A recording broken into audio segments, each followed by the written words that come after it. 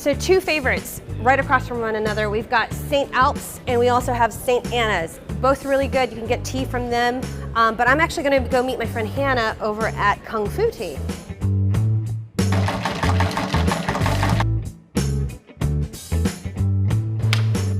Listen, who better to know about Chinatown here in Chicago than someone that's from China? And very recently, like you said 7 years ago, you were living in China. Yes. Where? I was actually living in North China, so Harbin. Have you ever heard about it? No. Yeah, I guess everybody hears about Shanghai and Beijing. Yes. What do you love about Chinatown here in Chicago? Definitely the food. Every time when I hear, I feel like so hungry because the food smells so good, and then this whole town smells so good.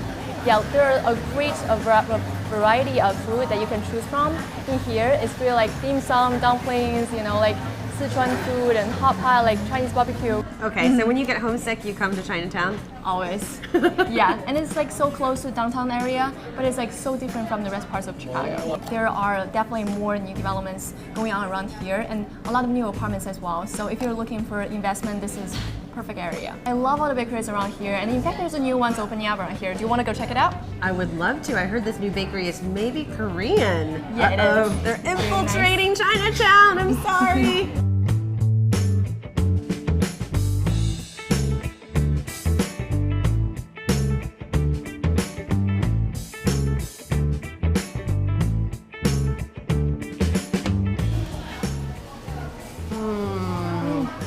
So good. I love that. Now there are two Leisure locations in the suburbs, and there's a ton of them like on the East Coast. Like when I would go to New York, I would visit in New Jersey. Definitely. But I'm so happy we got one now in Chinatown. It's Yeah, so good. So off the beaten path, off of Wentworth, right on 23rd is Go For Food. It's one of my favorites. They have incredible lunch specials. Tell me about your lunch deals. Yeah, so we have a new lunch menu where we have a lot of tons of things, and it's going to be essentially $6.95 for mostly $6.95. Yeah, mostly everything. So you get like rice, you'll get essentially something that will be like this size, and yeah, fill you up.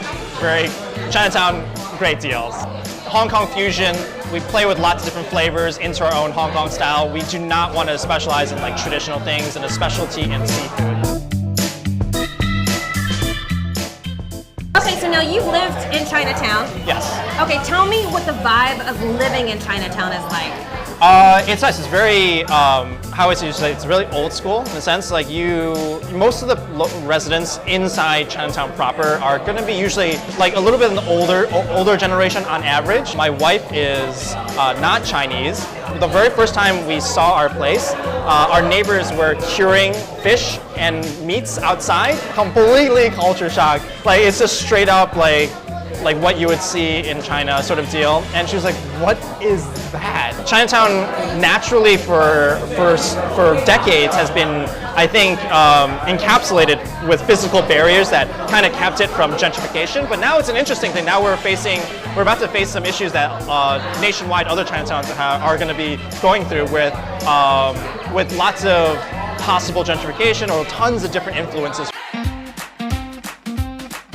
So all of this is a ton of ginseng and all these different herbs. You can go into a lot of the stores here in Chinatown and talk to someone that will definitely sell you something that is supposedly going to cure something. So one of my favorite candy shops in Chinatown, right in here. All the sweets you could possibly ever want. I've come here for one thing and one thing only. Matcha Kit Kats. These are the best. And they have Mandarin Orange Kit Kats. It's very good. Do this. Strawberry Kit Kats. We don't have these flavors here. These are the snacks I grew up with. Rice crackers, sesame stuff, and then a lot of dried cuttlefish and dried squid, which is like one of my favorites. So this stuff right here is my favorite. Thank you. Wow. $40 worth of snacks. Tons of cute stuff here at Champion Books and Gifts. Also at AJ Housewares and Gifts. All very cute and stocking worthy. Yeah. It's powerful. Yeah. Powerful. Man, this rolled ice cream is all the rage.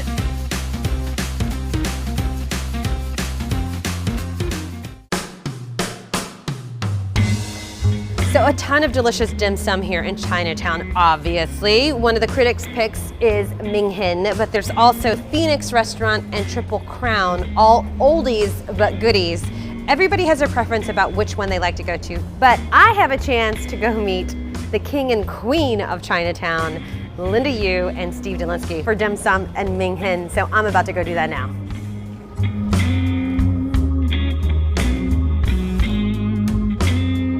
Can't miss this. Like you two, That's right. How do you feel about this designation? Oh, she led the way. She paved it. She is the path leader. Yeah, but he is the real foodie.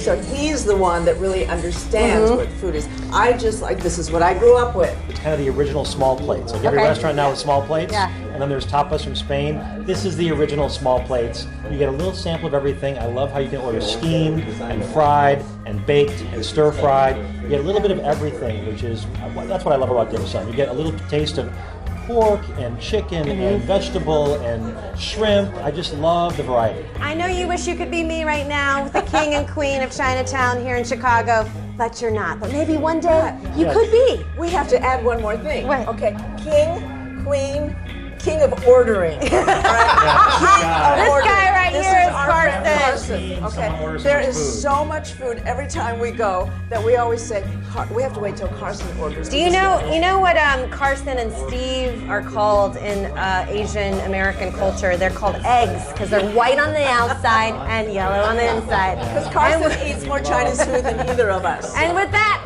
happy eating! To find all of these places we highlighted in today's video, head to the Chicago Sun-Times website. See you next time on The Grid.